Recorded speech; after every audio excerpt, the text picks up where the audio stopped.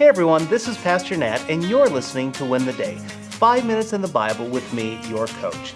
Your spiritual health is our number one priority. So to help you pursue spiritual health, today we're going to talk about overcoming doubt. Christ is enough. That's the name of our series. But if this is true, then why do we struggle so much with trusting Him in our trials? Why do we abandon Him when life is calm? The answer might be because we don't know Him as well as we should. Yesterday, we began to answer the question, who is Jesus? Now, yesterday we discovered that Paul said Jesus is God. There is no one like Him.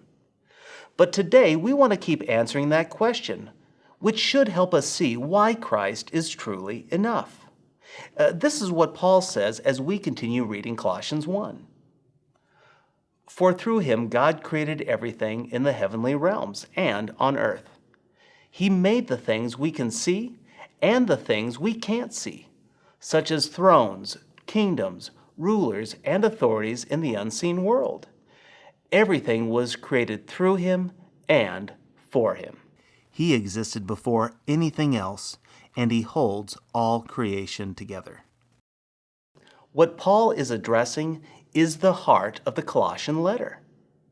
It is all about declaring who Jesus is. Jesus is 100% God. That's why Christ can't be the first created being. Christ has always existed. He created both the visible and the invisible world. All things were created through Jesus and for Jesus. Jesus is even the one who holds the universe together.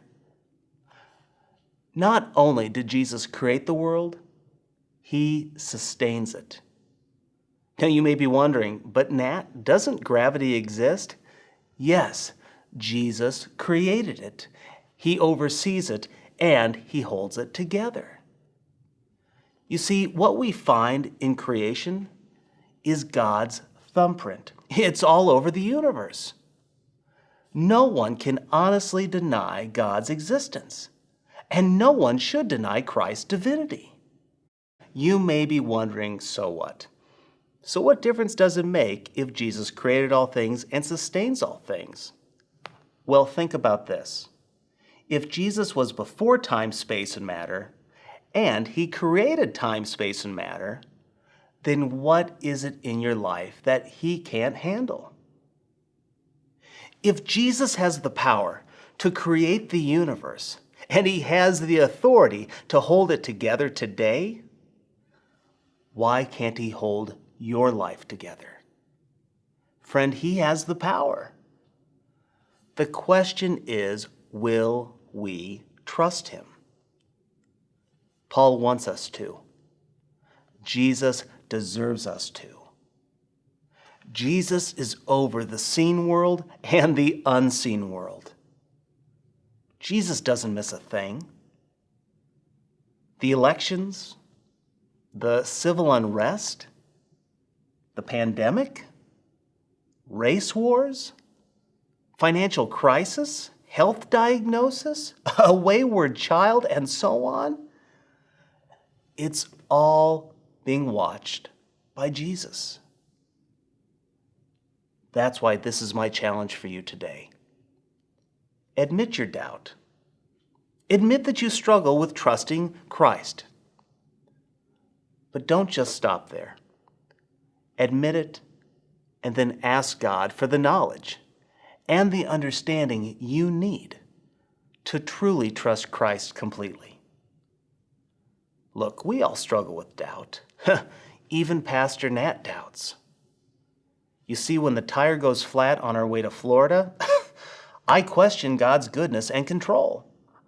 When our ceiling begins to leak, I wonder what God is up to.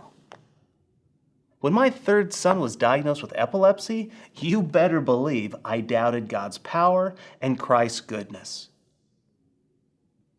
But I use that doubt as a tool to grow in my knowledge, to grow in my understanding, my love, and my trust in Christ. You know Jesus hasn't changed. His power hasn't dropped one bit. Jesus Christ, He is fully God. He is fully powerful, and He has sovereignty over all. So today, admit those doubts. Tell God. He knows them, but He wants to help. And then ask Him for that knowledge, for that understanding that you need to trust Him fully. Friend, He is worth it all. Who is Jesus? He's God, He's the Creator, and He's the Sustainer. Knowing this, now you can go win the day.